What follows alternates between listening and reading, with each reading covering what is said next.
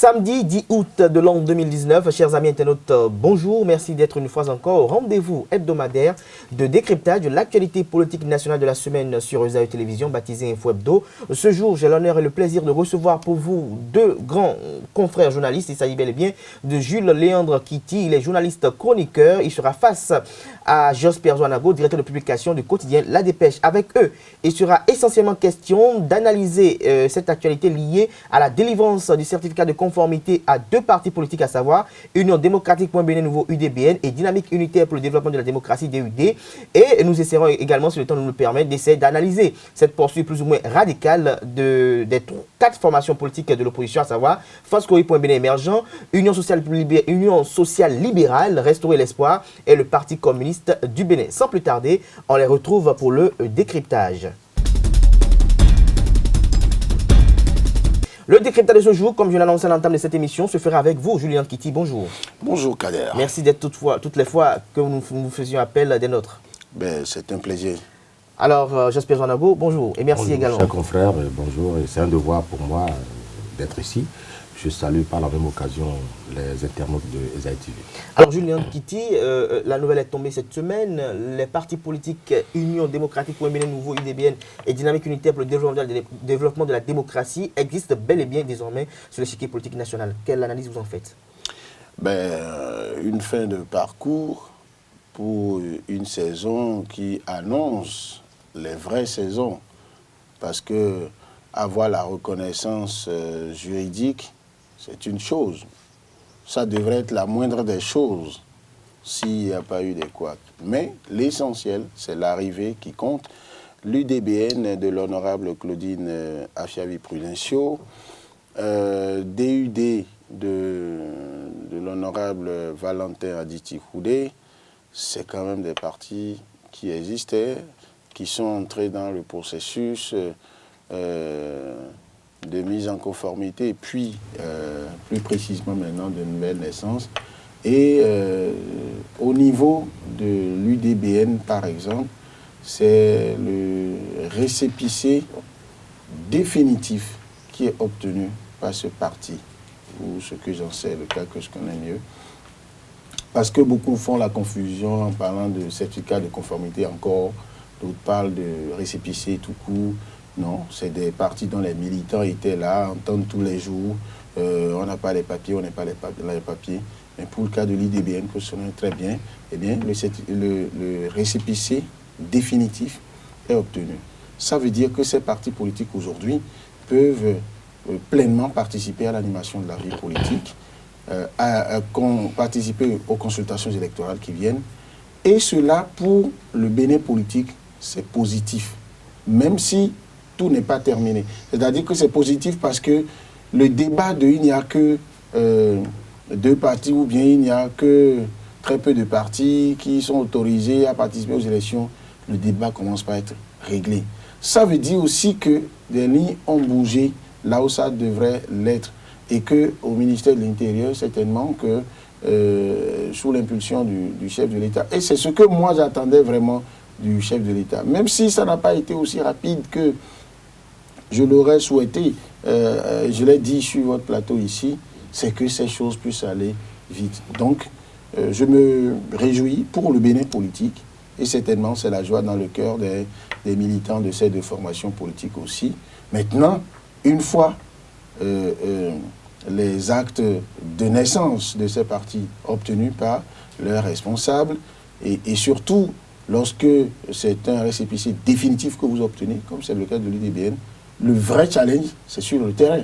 C'est se battre, étendre ses tentacules partout, montrer qu'on a de la capacité à mobiliser sur le terrain, on a de la capacité à arracher aux populations, aux électeurs, au peuple électeur, la décision de vous faire confiance, la décision de vous avoir comme flambeau ou porte-étendard de leurs aspirations. Donc moi je trouve que c'est une bonne chose pour la scène politique béninoise. C'est une bonne chose pour la scène politique béninoise. Josper Zoanago, est-ce que vous partagez cet avis après la délivrance du récépissé définitif à l'UDBN et à DUD, au DUD? Bien sûr que oui, parce que pour tout démocrate, on devrait se réjouir de ce que, de plus en plus, ce vide qui a été sciemment créé par le pouvoir en place soit en train d'être corrigé. Et je voudrais que cela puisse continuer pour tous les autres partis qui sont en souffrance et attendent leur reconnaissance juridique. Mais mon cher confrère, tout à l'heure, j'ai cru noter à travers votre lancement qu'il y a une radicalisation des autres partis de l'opposition. Évitons... Une posture plus ou moins radicale. Je vous en prie. Une posture plus ou moins radicale. La radicalité, vous la détectez à partir de quoi? Vous parlez de radicalisation par rapport à quoi, mon cher confrère? Ce n'est pas des questions que je vous pose, mais je m'interroge simplement parce que je me dis, à vouloir créer des situations qui, à terme, peuvent nuire à la vision que nous voulons pour ce pays, nous n'aurons que nos yeux pour en pleurer après. Parce que, voyez-vous, aujourd'hui, moi je dis, je me réjouis que ces deux partis puissent se sortir d'affaires. Dans le même temps, je suis gêné et que l'on continue pas à faire des difficultés aux autres partis. Ils ne sont pas des partis qui se radicalisent, à mon sens, parce qu'à chaque fois, ces partis communiquent et rendent compte de ce que c'est. Et je ne voudrais pas aller dans les détails sans que vous ne m'y invitiez pour dire qu'en réalité, qu'est-ce qu'on leur reproche aujourd'hui? Je ne voudrais pas aller dans ce détail, mais vous le savez bien que moi. Donc il n'y a pas de radicalisation, à mon sens. Il n'y a pas de radicalisation, à mon sens. Cher confrère, vous me laissez terminer. Le fait que le ministère de l'Intérieur puisse délivrer ce récépissé définitif à l'Union démocratique pour un Bénin et à la dynamique unitaire pour le développement de la démocratie, est-ce que cela n'est pas l'expression du fait qu'ils ont pu satisfaire aux exigences du ministère de l'Intérieur, quoique contraignant, si on peut le dire ici? Si la question que vous posez en ce moment-là est adressée à l'observateur que je suis et à l'analyste que je suis, je risque de vous décevoir en vous répondant qu'en réalité, il y a deux partis proches du pouvoir qui viennent de rejoindre la horde, enfin du moins les autres qui soutiennent l'action du gouvernement. C'est cela, et je pourrais vous décevoir en répondant ainsi parce que il n'est pas sans savoir que l'UDBN est l'acclamé, et c'est en cela que je félicite, c'est-à-dire la constance de son président et de ses leaders. Ils sont de la mouvance présidentielle. Et la preuve, lorsque ce certificat a été obtenu, cette reconnaissance a été reçue, la présidente ne s'est pas embarrassée du tout pour rappeler son appartenance à la mouvance présidentielle. Ça fait un. Quant au parti UDUD, l'honorable Valentin Diti-Houdé, ne me dites pas, s'il vous plaît, je vous en prie, ne me dites pas qu'il s'agit d'un parti de l'opposition, non plus. Et ce n'est pas parce que je clame, et on a vu un parti ici qui s'est pour le moment tassé, qui a créé son opposition, tout le monde sait qu'il ne s'agissait que du vent. Alors, le parti... Tout à fait, bien entendu, vous me laissez terminer, s'il vous plaît. Alors, s'agissant du DUD, on sait, le parti de Valentin Diti-Houdé ne saurait se mettre dans l'opposition, ça là, c'est pas possible. Et parce que on sait ses accointances avec le pouvoir, on sait d'où vient Valentin Diti-Houdé. Et donc, ce serait de l'imaginaire que de croire que c'est un parti de l'opposition. Donc deux partis de la mouvance viennent ainsi de recevoir leur reconnaissance. Deux partis de la mouvance viennent de recevoir leur récépissé définitif. Avant de revenir à Julien Kétim, j'ai envie de vous poser la question là-bas, mais ils étaient de la mouvance présidentielle, mais ils n'ont pas pu participer aux élections législatives.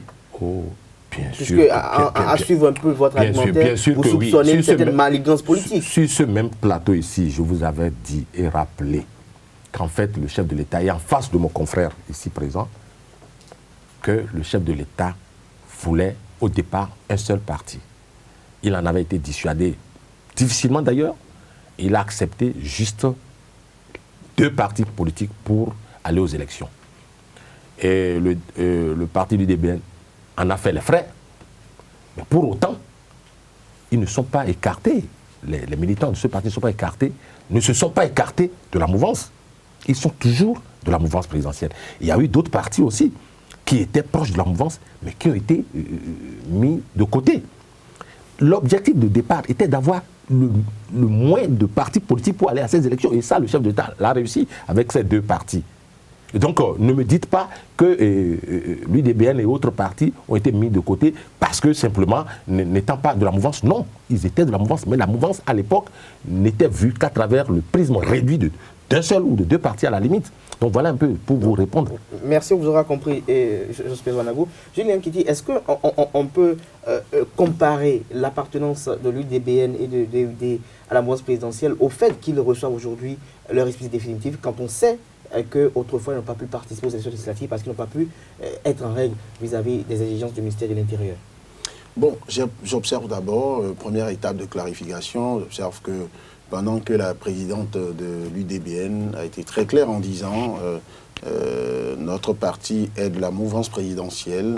Depuis que notre parti a déclaré son soutien au président Patrice Talon, on n'a pas dit autre chose. Nous sommes de la mouvance présidentielle. J'ai entendu le professeur Biobigou de DUD dire que le parti est centriste. Je ne sais pas si sous nos tropiques ça signifie mouvance ou opposition. Être au milieu. Mais si je reste dans la Okay. syntaxe, je dis centriste, et lui-même il a essayé d'expliquer en disant oui, si c'est bon on va apprécier, si c'est pas bon on va dénoncer. Donc on peut déjà éviter de dire que c'est la même chose que ce que dit l'UDBN qui est sans embâge. Deuxième chose,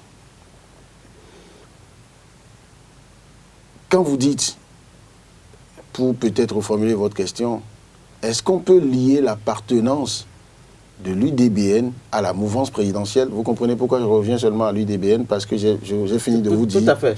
J'ai fini de vous dire que c'est le parti... UDBN seul qui est concerné en ce qui concerne l'appartenance réelle à la mouvance présidentielle. Voilà, donc si je m'en tiens à ce que M. Biobigou de DUD a dit, ils n'ont pas dit qu'ils sont de la mouvance présidentielle. Mais par contre, l'honorable Claudine Pouyenchou a dit, nous sommes de la mouvance présidentielle, nous sommes avec le président Patrice Talon. Donc alors, si je prends ce cas, est-ce que l'UDBN a eu son récépissé définitif parce qu'il est le parti de la mouvance présidentielle? Je ne veux pas faire des histoires à ceux qui pensent, font l'analyse sous ce prisme-là. Mais moi, je veux faire de la logique. En avril 2019, l'UDBN était toujours de la mouvance présidentielle. Est-ce que c'est parce que l'UDBN était de la mouvance présidentielle que l'UDBN n'avait pas obtenu alors qu'il avait fait tout ce qu'il fallait en principe pour obtenir? C'est au ministère d'apprécier. Pourquoi en ce moment on n'a pas dit que l'UDBN, je ne sais pas, a été écarté parce qu'il est de la mouvance? Je ne sais pas. Maintenant, dire que l'UDBN a eu son récépissé définitif parce qu'il est de la mouvance présidentielle suppose encore que l'UDBN n'a pas mérité, donc n'a pas fait les démarches qu'il faut. Alors qu'au ministère de l'Intérieur, il était question de fournir des pièces. Il était question de répondre aux dispositions de la nouvelle charte des partis politiques.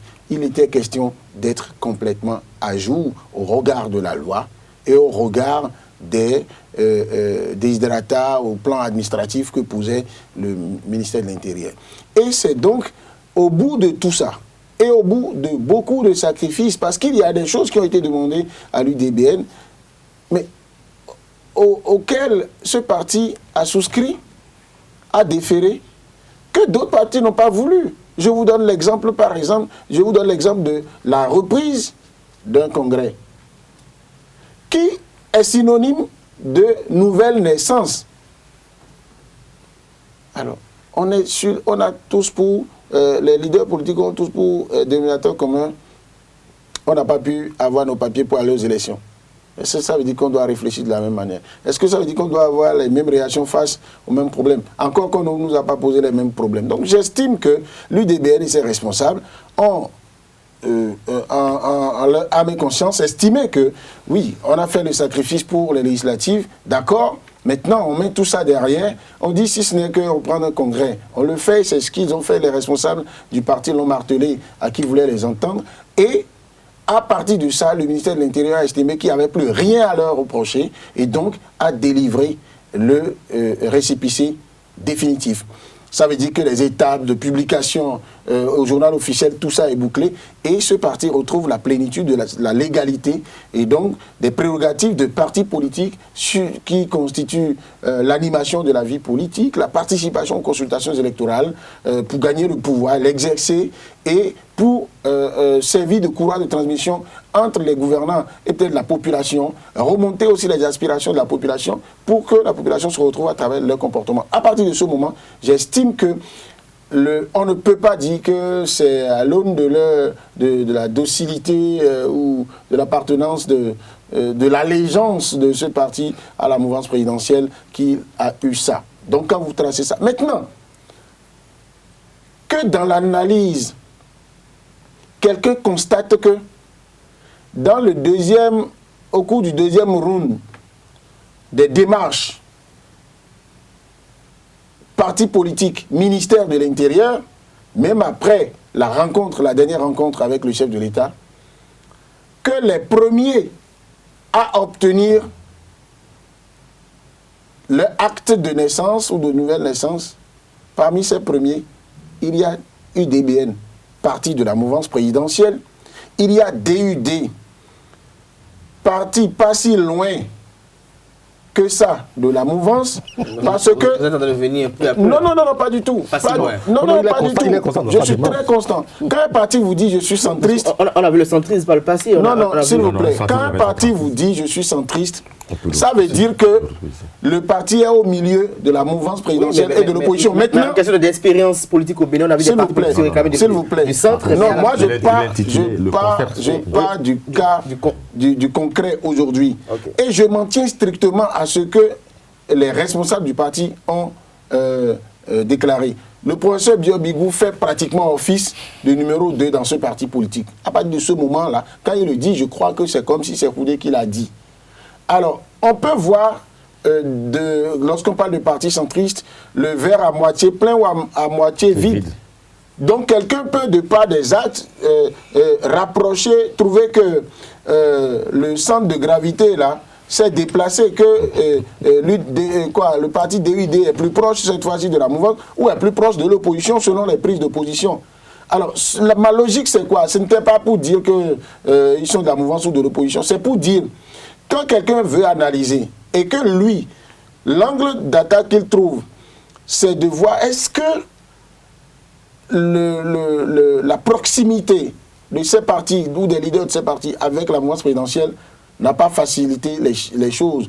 Celui-là peut s'appeler Josperzo Anago parce qu'il est sur cette liste-là de ceux qui, avec leur argument, soupçonnait le président de la République d'être dans une dynamique qui vise à compliquer la vie aux partis d'opposition ou aux partis qui ne tiennent pas le même langage que lui et à faciliter la vie aux autres. Mais moi, je dis, si ce n'est que ça, je n'ai pas les éléments pour affirmer ça. Maintenant, si on pense que UDBNAU, parti franchement de la mouvance présidentielle, DUD, centriste, et que les partis qui se déclarent officiellement de l'opposition n'en ont pas eu.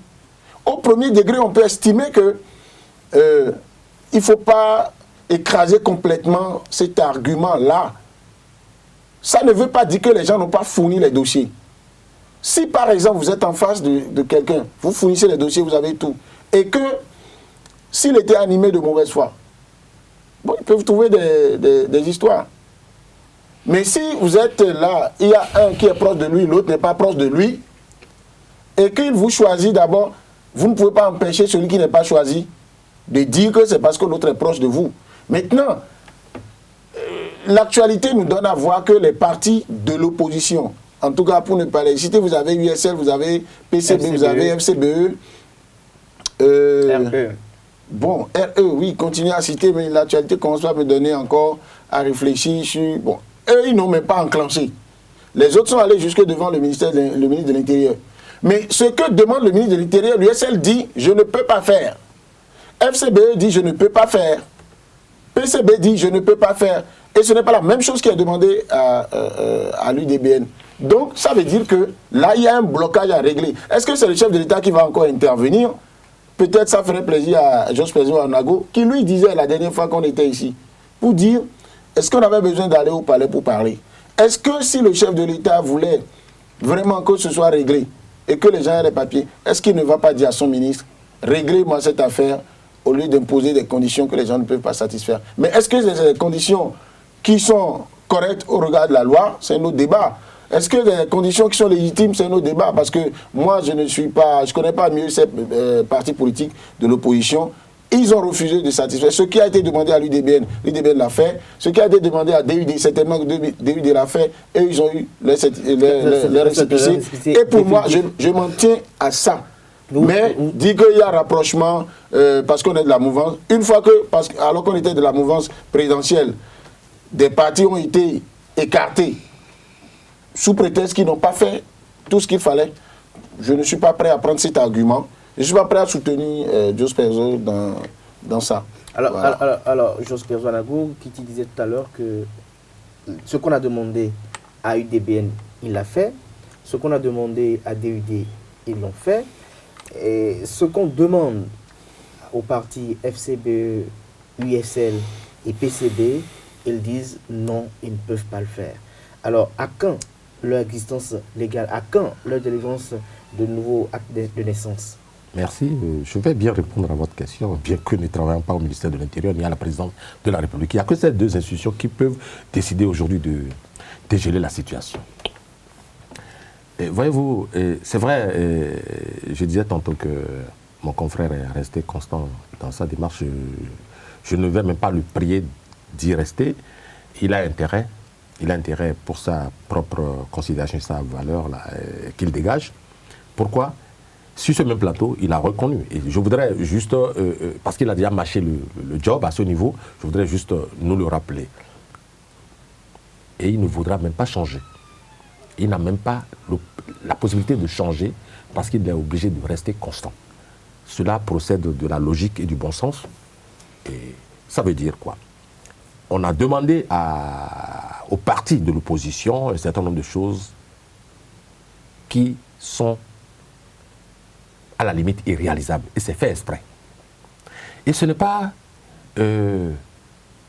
que ces partis ont choisi de s'opposer à l'autorité ou au ministère de l'Intérieur. Non, pas du tout.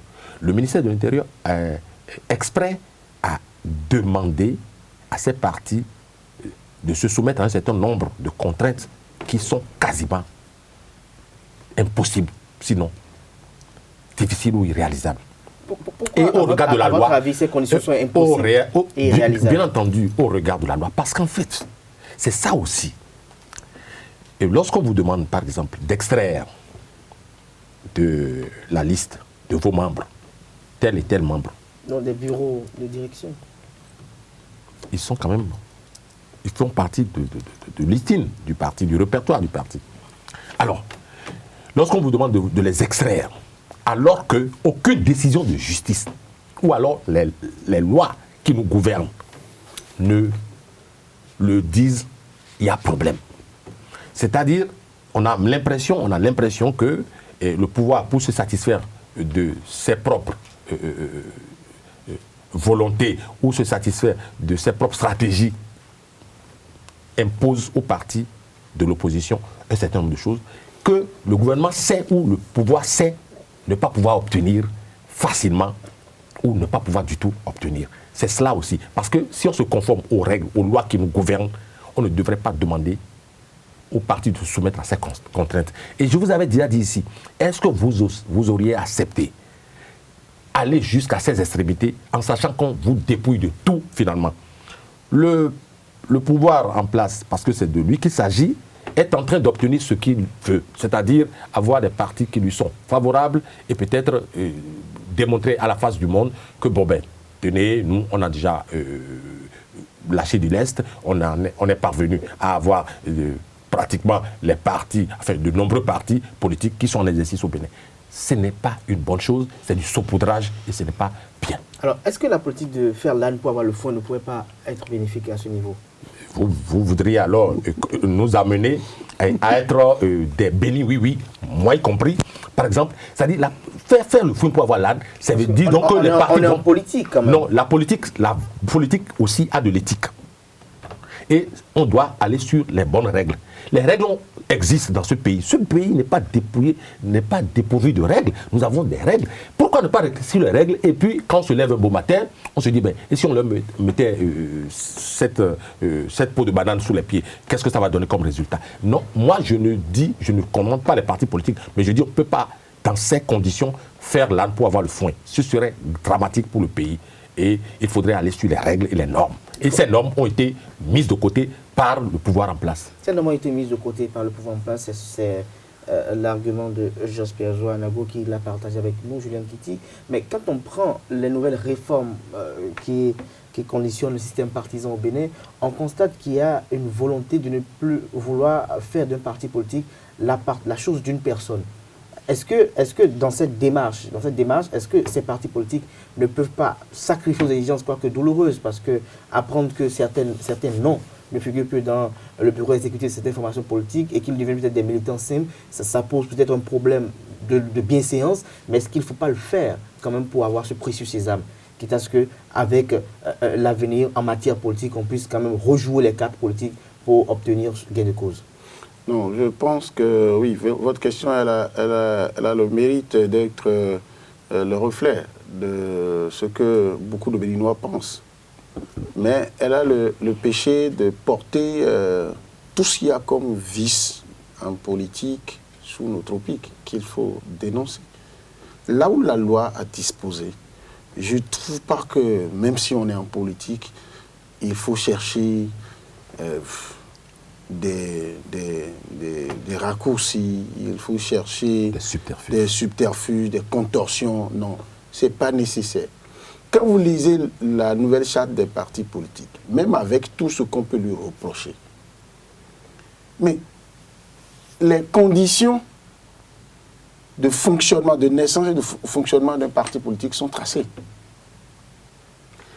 Moi, je dis quelque chose. Si ce qui est demandé à ces partis d'opposition, si ceux dont les noms qui leur sont cités pour dire enlevez ces personnes-là des bureaux de vos partis, si les raisons pour lesquelles on demande ça au regard de la loi tiennent, peu importe le nom, peu importe celui... Mais ce que vous dites, c'est à croire que si... Ben, je dis, hein. Non, c'est vous qui l'avez dit ici, en posant ça comme question. Voilà. Et je vous ai dit, vous avez l'excuse de rapporter ce que les gens, pour qu'ils aient la réponse. Mais moi, la réponse que je donne, c'est quoi? Un autre nom pouvait être à la place de Sébastien Adjavon. Un autre pouvait être à la place de Yahi Boni ou bien d'autres personnes. Donc j'apprends qu'on leur dit, ces gens-là ont des ennuis avec la justice. Donc ils n'ont pas qualité pour être membres du bureau de ces partis-là. Mais les gens n'ont qu'à aller interroger les lois. Au niveau des deux partis, user des recours qui existent pour que le droit soit dit. C'est tout. Mais quand vous dites qu'il faut les enlever, ou bien la réforme du système partisan veut que les partis politiques ne demeurent pas la chose ou ne soient pas identifiés à la seule personne ou aux seules personnes de leur président. Mais la charte même a déjà réglé ça. Quand vous rentrez dans la chaîne, lisez ça sérieusement. Le fonctionnement des partis politiques, si les choses sont respectées, le leader est là, d'accord, mais il y a une gestion participative, une dynamique de concertation dans les prises de décision et le fonctionnement du parti qui sont déjà établies. Il y a même des dispositions qui aident à une bonne gestion, une gestion saine des finances même d'un parti politique aujourd'hui. Donc il faut qu'on aille dans ces détails-là pour pouvoir aider les partis à bien fonctionner. On n'a plus besoin de faire injonction si ça ne respecte pas la loi. On n'a plus besoin de faire injonction à un parti pour dire telle personne, c'est à croire que telle personne-là est trop influente sur le parti, donc il faut enlever son nom. Quelle est l'intention? Et mieux, quand vous lisez la Constitution du 11 décembre 1990, quand vous lisez toutes les lois qui ont précédé la charte des partis politiques, mais les partis politiques obtiennent leur existence juridique à travers cette déclaration administrative au niveau du ministère de l'Intérieur. Il y a, lorsque l'État met en place le financement public des partis politiques, comme le dispose la charte, il y a des mécanismes pour surveiller la gestion de ces fonds.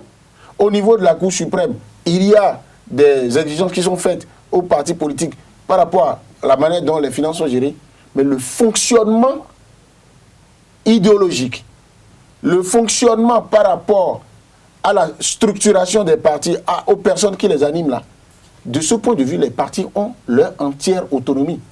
Donc, là où je trouvais quelque chose de vicieux dans votre question, c'est que si vous mettez le ministère de l'Intérieur dans une position de la personne qui dit, comme on ne veut plus que les partis politiques appartiennent et soient identifiés à des personnes, celui-là, il est trop influent. Si votre parti est enregistré avec lui comme membre du bureau, le parti sera à lui. C'est comme si le monsieur sera au-dessus de la loi. Non. Donc, il faut prendre ce que dit le ministère de l'Intérieur comme une exigence qui, a priori, à la lumière de la loi, tient. Et donc, il faut aller prendre cette exigence du ministre de l'Intérieur, aller la déposer devant le miroir de la loi. Si ça ne colle pas, vous revenez, interrogez encore notre arsenal juridique pour voir devant quelle juridiction j'attaque ça.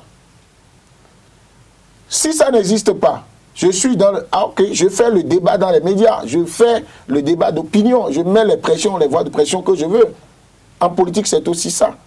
Et en principe, le ministre de l'Intérieur, dans sa position-là, en principe, n'est pas en train de faire la politique, si les choses fonctionnent bien. Les autres partis politiques aussi, de l'opposition, ne font pas bon jeu s'il y a des recours dans notre arsenal juridique et qu'ils laissent ça pour faire rien que de la polémique, parce que pendant qu'ils font de la polémique, en face, les autres qui ne leur feront pas de cadeau, déroulent leur bande. Et en politique, je pense que les premiers, même si ils ne sont pas toujours les plus efficaces à l'arrivée, les premiers, s'ils sont bons, s'ils ne se trompent pas de métier, eh bien, ils ont toujours une longueur d'avance plus que les autres. Les autres cas, le cas des autres partis qui ont eu leur récépissé. Je vous ai dit tout à l'heure, parlant de l'UDBN, que les structures de ce parti étaient déjà debout, mais quand le récépissé définitif est venu, l'alerte là a été au niveau supérieur, où on court, les structures courent pour marquer leur territoire. Parce que c'est de cela qu'il s'agit. Parce que ce sont les résultats aux consultations électorales qui vont montrer les poids des partis politiques. Donc pour moi, il n'est pas question de faire des arrangements. Ce n'est pas bon pour l'image de notre pays. Il n'est pas question de tourner le cou, de tordre le cou aux lois, ni du côté des opposants, ni du côté du pouvoir. Mais j'ai l'impression que le vrai débat n'est pas mené. Peut-être que les gens se soupçonnent, connaissent correctement les intentions des uns et des autres, et se disent que peut-être même sur le terrain de gazon synthétique juridique, on ne va pas s'en sortir. Mais là, c'est un bourbier, et on y met. Mais jamais, moi, je ne serai prêt à accepter les arrangements, les contorsions au niveau de la loi, parce que je rêve, moi aussi, certainement que ça vous arrivera un jour, je rêve de découvrir ma mission, je l'ai déjà découverte, de l'accomplir sur la scène politique un jour dans ce pays et jamais la trahir, comme le disait François Fanon. Merci à vous, Julien Kiti. J'espère que nous sommes presque à la fin de cette émission. Mais nous sommes à quelques mois des prochaines échéances électorales et je crois que l'espérance de tout Béninois épris de paix serait de voir ces formations politiques de l'opposition avoir une licence juridique bien émise pour que les événements qui sont déroulés dans les législatives ne se perpétuent pas. Quel Béninois, franchement, quel Béninois épris de paix, parce qu'il y en a qui ne sont sûrement pas, je dis sûrement pas épris de paix, quel Béninois épris de paix ne voudrait pas voir tous les partis engagés pouvoir compétir. On l'a observé, c'est le même phénomène qui est en train de se produire, me semble-t-il. On l'a observé un peu avant la législative contestée, organisée par le pouvoir en place. Et donc, je crois que c'est dans la même dynamique qu'on nous amène. Je ne voudrais pas le souhaiter, mais c'est ce qui se profile, me semble-t-il. Car, voyez-vous, il y a une petite histoire qui est en train de se formater en ce moment, et qui pourrait concerner un homme politique qui a exercé au sein du pouvoir législatif et à qui il serait reproché d'avoir mal géré, par exemple, durant une certaine mandature, et donc qui est quand même un membre très influent d'un parti politique, qui est déjà détenteur de son sésame. Alors,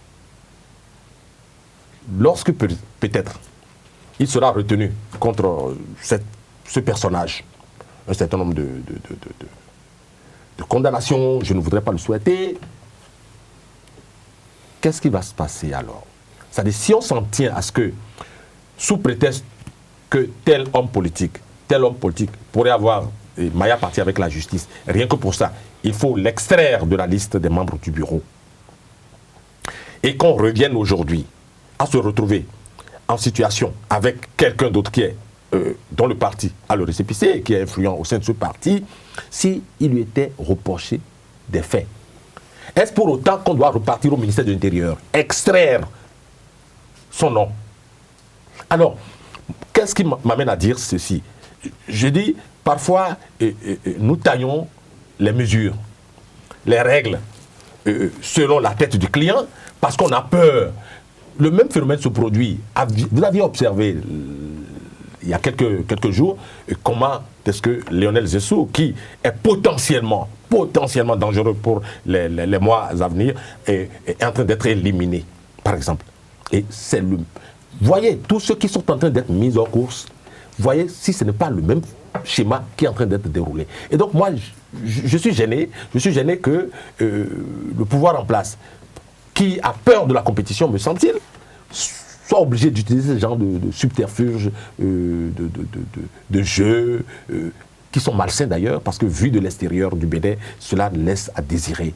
Que le pouvoir soit obligé d'utiliser ce genre de jeux aussi malsains et puis nauséabonds pour se maintenir. Merci à vous, Jospin Ouanago. Merci, on a compris, c'était votre avis à vous et vous l'avez partagé avec nous et avec les amis internautes de Info Hebdo. Merci à vous, Julien Kitty. Je rappelle que vous êtes respectivement directeur de publication du quotidien La Dépêche et journaliste chroniqueur. Mesdames et messieurs, c'était Info Hebdo de ce jour.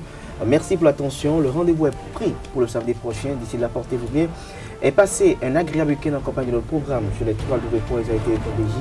Bon week-end à toutes et à tous et à samedi prochain.